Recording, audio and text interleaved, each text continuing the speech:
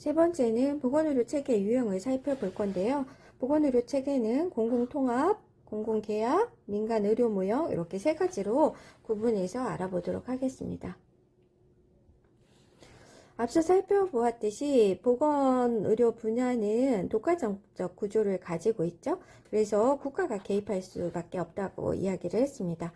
보건의료 분야에 국가가 개입하는 근거도 알고 있어야 되겠죠. 첫 번째는 보건의료 서비스가 독과점적 구조라는 것이고, 이러한 독과점적 구조는 의료자원 배분의 효율성, 형평성을 저하시킬 우려가 있기 때문에 이를 개선하고자 국가는 개입을 하게 되죠. 그래서 규제나 경쟁 정책, 이런 상황에 맞게 이런 것을 상호 보완적으로 활용을 하게 됩니다. 그리고 보건의료 분야에 국가가 개입하는 또 한 가지 이유는 헌법에 규정된 국민의 기본권으로서 건강권을 보장하기 위해서 그렇죠. 이것은 우량자이기 때문에 국가가 개입하지 않게 되면 저소득층에서 소득이 부족한 이런 사람들은 의료 서비스 혜택을 보지 못하는 상황이 발생할 수 있기 때문이라고 앞에서 한번 언급해서 알아보았습니다. 그래서 보건의료 체계 유형을 살펴볼 수 있는데요. 의료비 조달 방법이나 공급자에게 의료비를 어떻게 지불하는가, 또 의료 서비스를 공급하는 주체가 무엇인가를 기준으로 분류를 해볼 수 있는데, 공공통합, 공공계약, 민간 의료 모형 이렇게 세 가지로 나누어서 설명해 볼 수 있습니다. 먼저 공공통합 모형입니다. 공공통합 모형은 국가보건서비스 NHS라고 해요. 내셔널 헬스 서비스라고 해서 국가보건서비스를 제공하는 그런 모형이고요. 그래서 여기에서 재원으로 조달하는 건 조세입니다. 세금을 통해서 재원을 조달하고 있다. 대표적인 국가 영국입니다. 잘 알고 있어야 되겠죠. 1946년 국민보건서비스법에 의해서 보건의료 서비스를 제공을 하고 있습니다.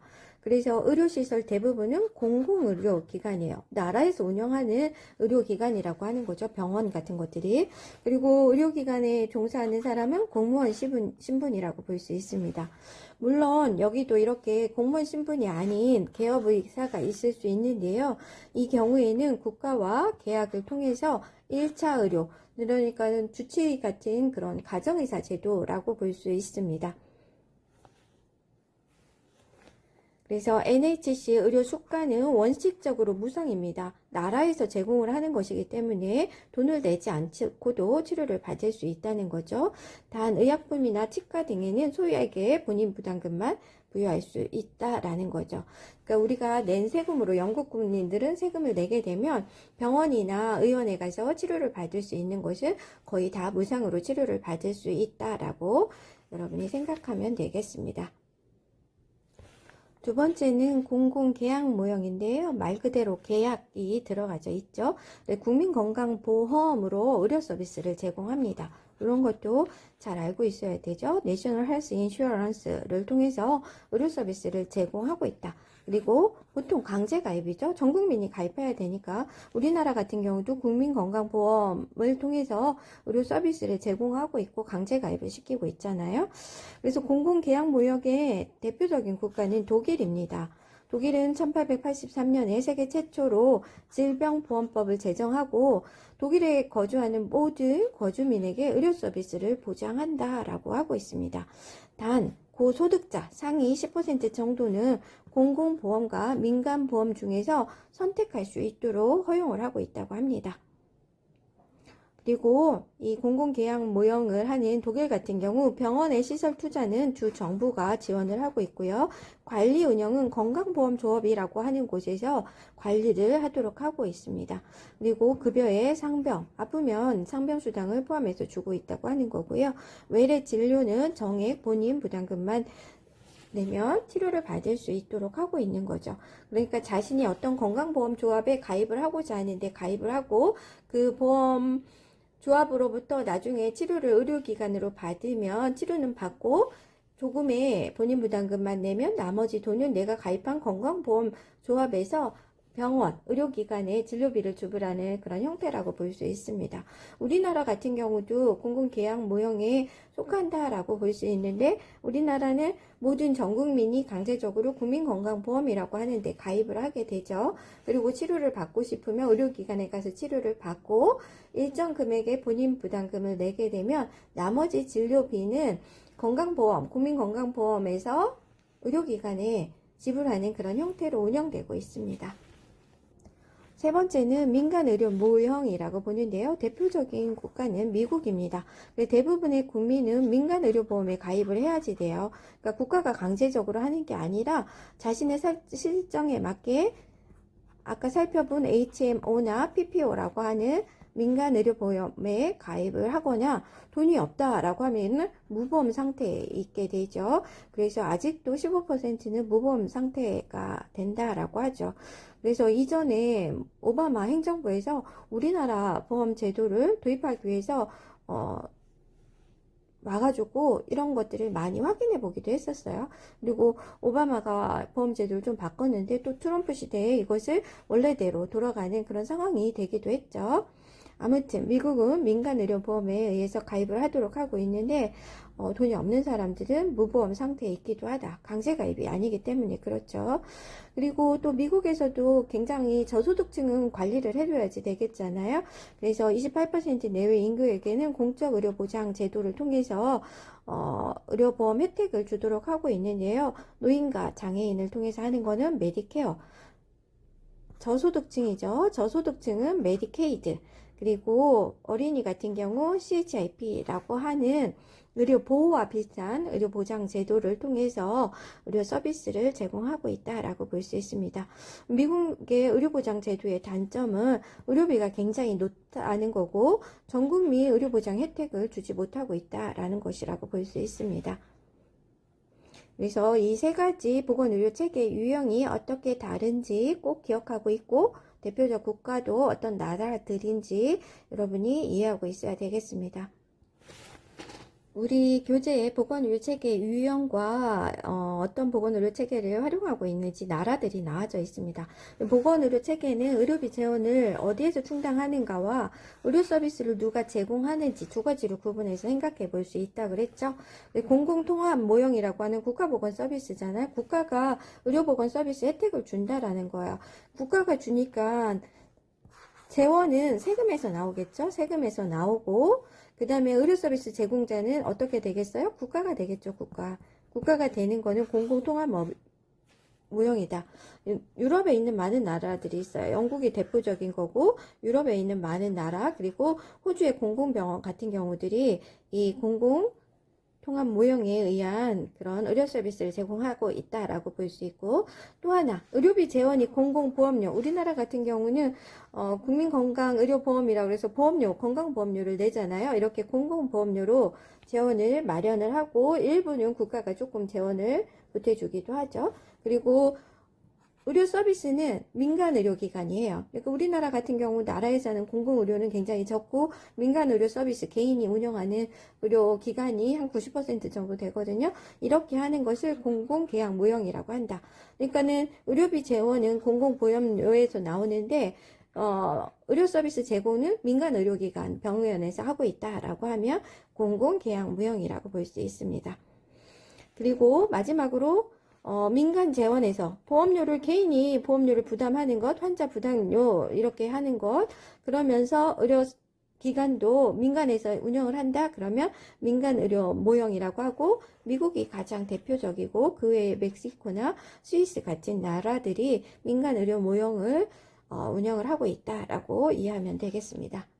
다음은 보건의료 체계에 대한 이해인데요. 보건의료 체계에 대한 이론이라고 보면 되겠습니다. 경제학자인 컬러가 제시한 거고 X 체계, Y 체계 이렇게 이야기를 합니다. X 체계라고 하는 거는 보건의료 서비스도 다른 상품과 마찬가지로 시장 원리에 의해 배분되어야 한다는 이념에 근거한 그런 체계라고 볼 수 있습니다.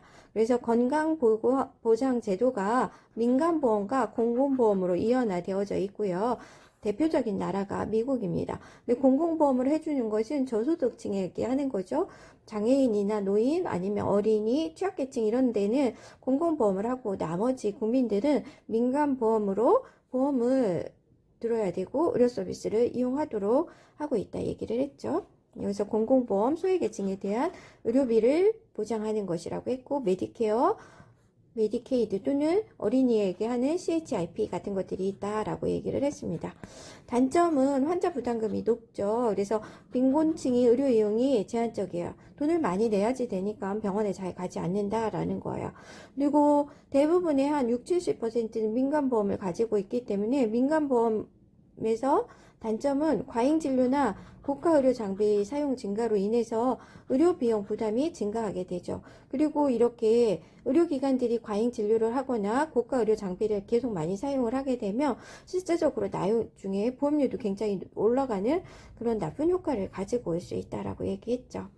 그리고 경제적 장벽으로서 빈곤층의 필수 의료 서비스 이용이 제한되어져 건강 불평등을 발생시킬 수 있다. 그래서 X체계를 운영하는 나라들은 Y체계로 이동하는 그런 경향을 보이고 있다라고 볼 수 있습니다.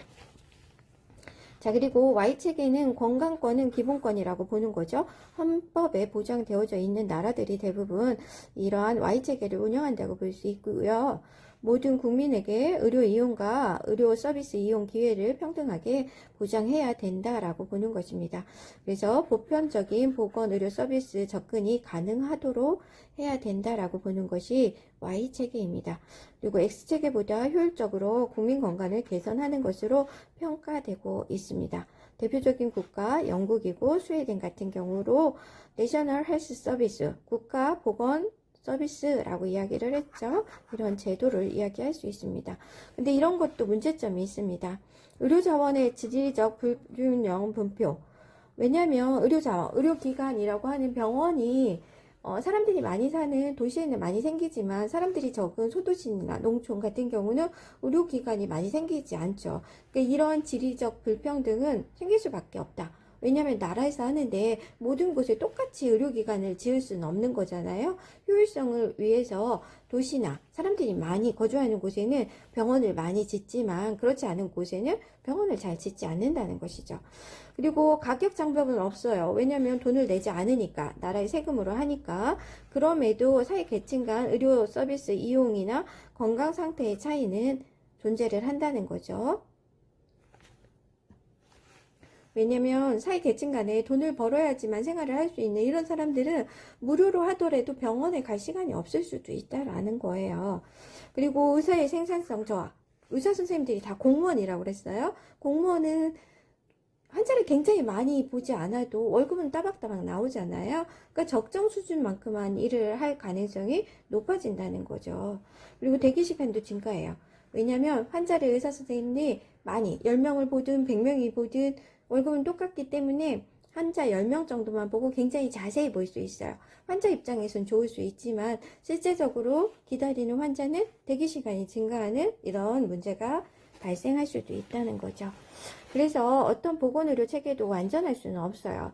그래서 사회적으로 합의된 가치 안에서 우리나라에서는 어떻게 하는 것이 더 좋을 것이다 라고 생각을 하고 자원을 효율적으로 공평하게 배분할 수 있는 체계를 선택해서 운영을 해야 한다는 것입니다. 최근에는 그래도 X체계에서 Y체계로 변해가는 그런 정책을 하고 있고요. 경쟁 정책보다는 규제 정책, MO나 PPO라고 하는 민간의료보험에 가입을 하거나 돈이 없다라고 하면 무보험 상태에 있게 되죠. 그래서 아직도 15%는 무보험 상태가 된다라고 하죠. 아무튼 미국은 민간의료보험에 의해서 가입을 하도록 하고 있는데 돈이 없는 사람들은 무보험 상태에 있기도 하다. 강제가입이 아니기 때문에 그렇죠. 그리고 또 미국에서도 굉장히 저소득층은 관리를 해줘야지 되겠잖아요. 그래서 28% 내외 인구에게는 공적 의료보장 제도를 통해서 의료보험 혜택을 주도록 하고 있는데요. 노인과 장애인을 통해서 하는 거는 메디케어. 저소득층이죠. 저소득층은 메디케이드. 그리고 어린이 같은 경우 CHIP라고 하는 의료 보호와 비슷한 의료 보장 제도를 통해서 의료 서비스를 제공하고 있다라고 볼 수 있습니다. 미국의 의료 보장 제도의 단점은 의료비가 굉장히 높다는 거고 전 국민 의료 보장 혜택을 주지 못하고 있다라는 것이라고 볼 수 있습니다. 보건의료체계 유형을 우리 교재에는 이렇게 한 가지 표로 제시를 하고 있는데요. 보건의료체계라고 하는 것은 의료비 재원이 어디서 나오는가와 의료 제공을 누가 하는가 두 가지로 구분해서 볼 수 있다고 이야기를 했죠. 그래서 공공통합모형 같은 경우 국가보건서비스, 국가가 의료보건 서비스를 제공하는 것을 이야기를 하죠. 국가가 제공을 하기 때문에 재원, 의료비 재원이 어디서 나올까요? 네, 조세, 세금이죠. 세금에서 나오게 돼요. 그러면 의료 서비스를 제공하는 제공자는 누가 돼요? 국가가 만든, 국가가 운영하는 공공의료기관이라고 이야기를 할 수 있습니다. 대표적인 국가는 영국이고 유럽의 많은 나라들이 공공통합 모형의 보건의료 체계를 갖고 있다라고 볼 수 있습니다. 또 하나는 공공계약 모형이 있다고 얘기를 했죠. 공공계약 모형 같은 경우는 독일이 가장 대표적이고 우리나라도 여기에 포함되어져 있고요. 일본도 포함되어져 있는데 이 경우 의료비 재원은 어디에서 만들어진다고요? 네, 공공보험료죠. 그래서 보험에 가입한 사람들이 계속 보험료를 일정 기간 납입을 하게 되는 거고 여기에는 사업주나 또는 국가도 일부 보험료를 부담을 하게 되죠. 이러한 공공보험료가 의료비 재원이 되겠고 또 여기에서는 의료 서비스를 제공하는 제공기관은 민간의료기관이다 라는 거예요. 자, 그래서 공공계약무형은 의료비 재원은 공공보험료로 충당을 하고 의료 서비스 제공은 민간의료기관에서 한다. 자, 그리고 또 한 가지는 민간의료무형이라고 했죠. 미국에서 운영을 하는 거라고 했고 여기서 의료비를 충당하는 재원은 민간 재원이 되겠죠. 민간보험회사에 가입한 보험자들이 보험료를 내고 그 보험료로 진료비를 내주는 그런 형태라고 볼 수 있어요. 그리고 여기는 환자 본인 부담금도 좀 높을 가능성이 있겠죠. 그리고 여기에서 민간의료 모형에서도 의료 서비스 제공은 민간 의료기관에서 시행을 한다. 이렇게 기억하고 있으면 다음은 보건의료 체계에 대한 이해인데요. 보건의료 체계에 대한 이론이라고 보면 되겠습니다. 경제학자인 컬리어가 제시한 거고 X 체계, Y 체계 이렇게 이야기를 합니다. X 체계라고 하는 거는 보건의료 서비스도 다른 상품과 마찬가지로 시장 원리에 의해 배분되어야 한다는 이념에 근거한 그런 체계라고 볼 수 있습니다. 그래서 건강보장제도가 민간보험과 공공보험으로 이원화되어져 있고요. 대표적인 나라가 미국입니다. 근데 공공보험을 해주는 것은 저소득층에게 하는 거죠. 장애인이나 노인 아니면 어린이, 취약계층 이런 데는 공공보험을 하고 나머지 국민들은 민간보험으로 보험을 들어야 되고 의료 서비스를 이용하도록 하고 있다 얘기를 했죠. 여기서 공공보험 소외계층에 대한 의료비를 보장하는 것이라고 했고 메디케어, 메디케이드 또는 어린이에게 하는 CHIP 같은 것들이 있다라고 얘기를 했습니다. 단점은 환자 부담금이 높죠. 그래서 빈곤층이 의료 이용이 제한적이에요. 돈을 많이 내야지 되니까 병원에 잘 가지 않는다라는 거예요. 그리고 대부분의 한 60-70%는 민간보험을 가지고 있기 때문에 민간보험에서 단점은 과잉진료나 고가의료 장비 사용 증가로 인해서 의료비용 부담이 증가하게 되죠. 그리고 이렇게 의료기관들이 과잉진료를 하거나 고가의료 장비를 계속 많이 사용을 하게 되면 실제적으로 나중에 보험료도 굉장히 올라가는 그런 나쁜 효과를 가지고 올 수 있다라고 얘기했죠. 그리고 경제적 장벽으로서 빈곤층의 필수 의료 서비스 이용이 제한되어져 건강 불평등을 발생시킬 수 있다. 그래서 X체계를 운영하는 나라들은 Y체계로 이동하는 그런 경향을 보이고 있다라고 볼 수 있습니다. 자, 그리고 Y체계는 건강권은 기본권이라고 보는 거죠. 헌법에 보장되어져 있는 나라들이 대부분 이러한 Y체계를 운영한다고 볼 수 있고요. 모든 국민에게 의료 이용과 의료 서비스 이용 기회를 평등하게 보장해야 된다라고 보는 것입니다. 그래서 보편적인 보건 의료 서비스 접근이 가능하도록 해야 된다라고 보는 것이 Y체계입니다. 그리고 X체계보다 효율적으로 국민 건강을 개선하는 것으로 평가되고 있습니다. 대표적인 국가 영국이고 스웨덴 같은 경우로 내셔널 헬스 서비스, 국가 보건 서비스라고 이야기를 했죠. 이런 제도를 이야기할 수 있습니다. 근데 이런 것도 문제점이 있습니다. 의료자원의 지리적 불균형 분표. 왜냐하면 의료기관이라고 하는 병원이 사람들이 많이 사는 도시에는 많이 생기지만 사람들이 적은 소도시나 농촌 같은 경우는 의료기관이 많이 생기지 않죠. 그러니까 이런 지리적 불평등은 생길 수밖에 없다. 왜냐하면 나라에서 하는데 모든 곳에 똑같이 의료기관을 지을 수는 없는 거잖아요. 효율성을 위해서 도시나 사람들이 많이 거주하는 곳에는 병원을 많이 짓지만 그렇지 않은 곳에는 병원을 잘 짓지 않는다는 것이죠. 그리고 가격 장벽은 없어요. 왜냐하면 돈을 내지 않으니까, 나라의 세금으로 하니까. 그럼에도 사회 계층 간 의료 서비스 이용이나 건강 상태의 차이는 존재를 한다는 거죠. 왜냐면 사회 계층 간에 돈을 벌어야지만 생활을 할 수 있는 이런 사람들은 무료로 하더라도 병원에 갈 시간이 없을 수도 있다라는 거예요. 그리고 의사의 생산성 저하. 의사 선생님들이 다 공무원이라고 그랬어요. 공무원은 환자를 굉장히 많이 보지 않아도 월급은 따박따박 나오잖아요. 그러니까 적정 수준만큼만 일을 할 가능성이 높아진다는 거죠. 그리고 대기 시간도 증가해요.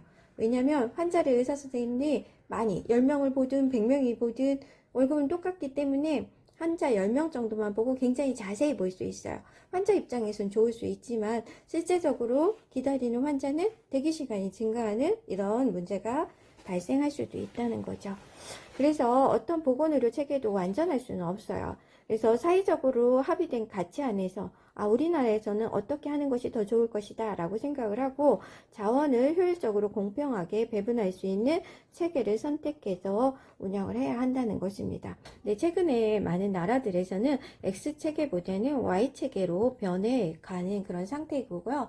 아까 앞에서 규제와 경쟁 정책을 도입을 해서 운영을 한다고 했는데 규제 정책을 많이 쓰던 그런 나라들은 경쟁 정책 쪽으로 도입을 하려고 하고 또 경쟁 정책을 쓰던 그런 쪽에서는 규제 정책을 도입하면서 좀 상호 보완적인 그런 국가 보건의료 정책을 운영하고 있다고 여러분이 이해하시면 되겠습니다.